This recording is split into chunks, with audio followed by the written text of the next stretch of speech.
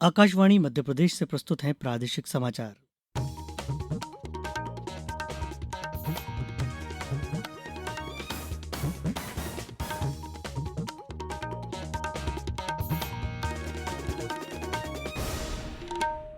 नमस्कार, समाचारों के साथ मैं रत्नेश सोनी। सबसे पहले मुख्य समाचार।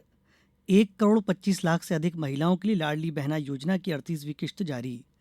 दतिया विधानसभा उपचुनाव में नामांकन दाखिल करने की कल अंतिम तारीख। बीजेपी कांग्रेस प्रत्याशी भरेंगे पर्चा।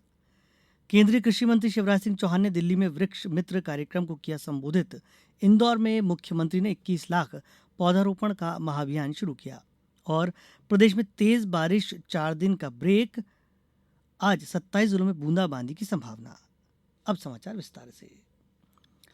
मुख्यमंत्री डॉक्टर मोहन यादव ने आज भिंड जिले के लाहार में आयोजित राज्य स्तरीय कार्यक्रम में मुख्यमंत्री लाडली बहना योजना के तहत प्रदेश की 1,25,15,000 से अधिक महिलाओं के खातों में 38वीं किश्त के 1,835 करोड़ रुपए से अधिक की राशि का अंतरण किया।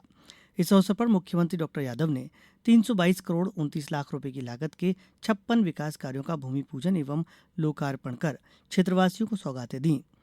जनसभा को संबोधित करते हुए डॉक्टर यादव ने कहा कि लाडली बहनों का सम्मान और सुरक्षा हमारी सर्वोच्च प्राथमिकता है। उन्होंने कहा कि राज्य सरकार उनके हित में हर आवश्यक कदम उठाएगी। 1835 करोड़ की लाडली बहनों के लिए जो बनेगा सब करते रहेंगे। लगभग हमारी 322 करोड़ की 56 योजनाओं की सौगात मिली। 325 करोड़ के आसपास की योजनाओं की सौगातें मिली है। दतिया विधानसभा उपचुनाव के लिए कल नामांकन दाखिल करने की अंतिम तारीख है। बीजेपी की तरफ से आशुतोष तिवारी 13 जुलाई को नामांकन दाखिल करेंगे। उल्लेखनीय है कि दतिया विधानसभा उपचुनाव में भाजपा ने पूर्व गृह मंत्री नरोत्तम मिश्रा का टिकट काटकर आशुतोष तिवारी को उम्मीदवार बनाया है। इससे पार्टी कार्यकर्ताओं में आक्रोश भी नजर आया है। चंबल अंचल के इतिहास में पहली बार भाजपा कार्यकर्ताओं ने किसी उम्मीदवार का विरोध करते हुए प्रदर्शन किया था। उधर कांग्रेस ने यहां से पूर्व विधायक घनश्याम सिंह को उम्मीदवार घोषित किया है। घनश्याम सिंह भी कल नामांकन पत्र भरेंगे। इसके अलावा दतिया से आजाद समाज पार्टी से दामोदर यादव मैदान में है। आपको बता दें कि 2023 में दतिया सीट से कांग्रेस के राजेंद्र भारती विधायक बने थे, लेकिन भ्रष्टाचार के एक प्रकरण में सजा सुनाए जाने के बाद उनकी विधायकी शून्य घोषित की गई थी। मुख्यमंत्री डॉक्टर मोहन यादव कल भोपाल में MP tech growth conclave 3.0 GCC data centre एवं सेमीकंडक्टर का शुभारंभ करेंगे। साथ ही राज्य सरकार के प्रौद्योगिकी आधारित औद्योगिक विकास के विजन को साझा कर उद्योग जगत के प्रतिनिधियों के साथ 1-to-1 बैठक कर निवेश, परियोजनाओं के क्रियान्वयन एवं भावी सहयोग की संभावनाओं पर चर्चा करेंगे। विज्ञान एवं प्रौद्योगिकी विभाग द्वारा आयोजित टेक ग्रोथ कॉन्क्लेव का उद्देश्य उच्च विकास वाले प्रौद्योगिकी क्षेत्रों में निवेश को गति देना और global capability centre, data centre एवं सेमीकंडक्टर क्षेत्र में प्रदेश को देश के प्रमुख निवेश गंतव्यों में स्थापित करना है। एमपी टेक ग्रोथ कॉन्क्लेव के पहले 2 संस्करणों ने प्रदेश में प्रौद्योगिकी निवेश को नई गति प्रदान की है। कॉन्क्लेव 1.0 और 20,000 कृपया से दोबारा सुन लें। कॉन्क्लेव 1.0 में 20,000 करोड़ रुपए से अधिक के निवेश प्रस्ताव प्राप्त हुए, जिनसे लगभग 75,000 रोजगार के अवसर सृजित हुए। कॉन्क्लेव 2.0 में 12,000 करोड़ रुपए से अधिक के निवेश प्राप्त हुए, जिनसे लगभग 48,000 रोजगार के अवसर सृजित हुए। ई प्रवेश अभियान में अब तक प्रदेश में 4 लाख से अधिक विद्यार्थियों ने प्रवेश लिया है। उच्च शिक्षा में प्रवेश के लिए कल तक 6,53,103 विद्यार्थियों ने पंजीयन कराया है, जबकि 5,65,576 आवेदनों का सत्यापन सफलतापूर्वक पूर्ण किया जा चुका है। द्वितीय चरण की कॉलेज स्तरीय काउंसलिंग वर्तमान में संचालित है तथा पंजीयन एवं प्रवेश की अंतिम तिथि 15 जुलाई 2026 निर्धारित है। प्रवेश प्रक्रिया के अंतर्गत अब तक 4,02,06 विद्यार्थियों ने विभिन्न स्नातक, स्नातकोत्तर एवं शिक्षक शिक्षा एनसीटी पाठ्यक्रमों में प्रवेश प्राप्त कर लिया है। अब समाचारों वक्त एक छोटे से विराम का।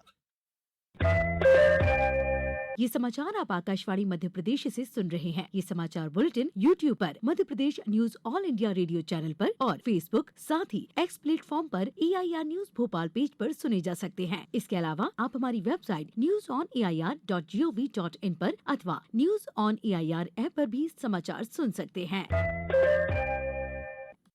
समाचारों में एक बार फिर आपका स्वागत है। प्रधानमंत्री Narendra Modi Indonesia, Australia, New Zealand की 6 दिन की सफल यात्रा पूरी कर स्वदेश लौट आए हैं। श्री मोदी की इस महत्वपूर्ण यात्रा की प्रमुख उपलब्धियों पर हमारे संवाददाता की एक रिपोर्ट।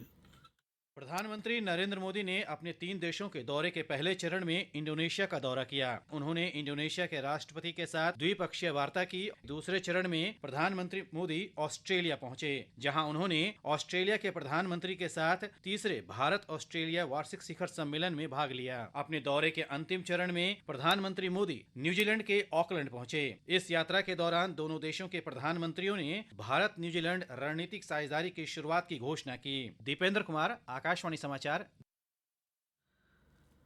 केंद्रीय मंत्री शिवराज सिंह चौहान ने कहा है कि सतत भविष्य सुनिश्चित करने तथा पर्यावरण संरक्षण के लिए पौधारोपण बहुत ही महत्वपूर्ण है। नई दिल्ली में वृक्ष मित्र और पर्यावरण संरक्षण संकल्प कार्यक्रम को संबोधित करते हुए श्री चौहान ने कहा कि आज पूरी दुनिया जलवायु परिवर्तन और धरती का तापमान बढ़ने को लेकर चिंतित है। उन्होंने कहा कि वर्ष 1880 के बाद समुद्र के बढ़ते तापमान और पिघलते हिमनदों ने वैश्विक समुद्री जल स्तरों को लगभग 20 से 23 सेंटीमीटर तक बढ़ा दिया है। उन्होंने कहा कि धरती का औसत तापमान वर्ष 1900 की तुलना में लगभग 1.5 डिग्री सेल्सियस तक बढ़ गया है। यह जलवायु परिवर्तन के लिए गंभीर चेतावनी का संकेत है। श्री चौहान ने यहाँ अर्थ यानी पृथ्वी का अनोखे अंदाज में अर्थ समझाया।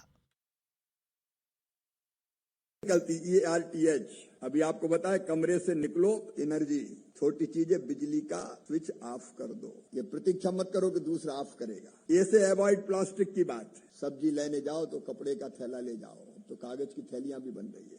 नल टपक रहा हो तो टोंटी ठीक से बंद करो, नहीं तो सुधरवाओ। पानी की बोतल में आधा पानी मत छोड़ो, बोतल संग लेके जाओ, एक एक बूंद पियो। कई बार वो भी चलता है, पी 2 घूंट और फेंक दी। Reduce water wastage, trash management, गीला कचरा सूखा कचरा अलग खाओ और कहीं भी फेंक दो, ये आदत बदलनी पड़ेगी। और ऐसे हेल्दी फूड, मोटा अनाज। मुख्यमंत्री डॉक्टर मोहन यादव ने आज इंदौर में एक पेड़ मां के नाम अभियान के तहत बीएसएफ पहाड़ी से 21 लाख पौधारोपण के अभियान का शुभारंभ किया। मुख्यमंत्री ने यहां कहा कि जो हमें जीवन दे, सदमार्ग पर ले जाए, वह सदैव वंदनीय है। उन्होंने कहा कि हमारे लिए प्रकृति ही परमेश्वर के स्वरूप है, क्योंकि ये हमें जीवन देती है। मुख्यमंत्री ने कहा कि वृक्ष हमारे जीवन का आधार भी और वसुधा का श्रृंगार भी। उन्होंने कहा कि प्रधानमंत्री नरेंद्र मोदी की पहल पर चलाया जा रहा एक पेड़ मां के नाम अभियान कोई शासकीय कार्यक्रम नहीं, ये जीवन के लिए सांसों का स्थायी प्रबंध करने का अभियान है। जल, जंगल, जमीन और जानवर जिनसे हमारा पारिस्थितिकीय तंत्र तैयार होता है, ये अभियान इनकी सुरक्षा का मिशन है। कार्यक्रम में नगरीय विकास एवं आवास मंत्री कैलाश विजयवर्गीय, ग्रामीण विकास मंत्री प्रहलाद पटेल, जल संसाधन मंत्री तुलसी सिलावट, इंदौर सांसद शंकर लालवानी, इंदौर महापौर पुष्यमित्र भार्गव ने सहभागिता की। शिवपुरी जिले में पीएम पोषण योजना के तहत कुल 2500 स्कूलों के 1093 524 विद्यार्थियों को मध्याह्न भोजन का लाभ दिया जा रहा है, जिसके संचालन की जिम्मेदारी 2149 स्व सहायता समूह के पास है। अब खबर मौसम की। प्रदेश में तेज और भारी बारिश का दौर थम गया है। मौसम विभाग के अनुसार अगले 4 दिनों तक प्रदेश में बादल छाए रहने और हल्की बारिश होगी। आज इंदौर सहित 27 जिलों में बूंदाबांदी और कहीं कहीं आंधी के साथ हल्की बारिश होने की अनुमान जताया गया है। वहीं भोपाल, ग्वालियर और उज्जैन संभाग में दिन के तापमान में बढ़ोतरी दर्ज की जा सकती है। मौसम विभाग के मुताबिक रविवार को भिंड, दतिया, सतना, रीवा, मऊगंज, सीधी, सिंगरौली, शहडोल, अनूपपुर, डिंडोरी, मंडला, बालाघाट, सिवनी, पांडुर्ना, छिंदवाड़ा, नर्मदापुरम, बैतूल, हरदा, खंडवा, बुरहानपुर, देवास, इंदौर, झाबुआ और अलीराजपुर में हल्की बारिश और आंधी की संभावना है। अब कुछ समाचार संक्षेप में। गुना में लाडली बहना योजना के तहत 38वीं किश्त से 2,26,846 महिलाओं के खातों में राशि जमा हुई। राजगढ़ के चारपुरा गांव में कल आयोजित हरियाली महोत्सव के तहत पौधारोपण कार्यक्रम आयोजित किया गया। उल्लास नव भारत साक्षरता अभियान के तहत नर्मदापुरम जिले को मार्च 2027 तक पूर्ण साक्षर बनाने के लक्ष्य के साथ 15 जुलाई तक सर्वे पूरा करने के निर्देश दिए गए हैं। खंडवा जिले में खाद की कालाबाजारी पर बड़ी कार्रवाई की गई। यहां 2 उर्वरक विक्रेताओं के लाइसेंस निरस्त किए गए हैं।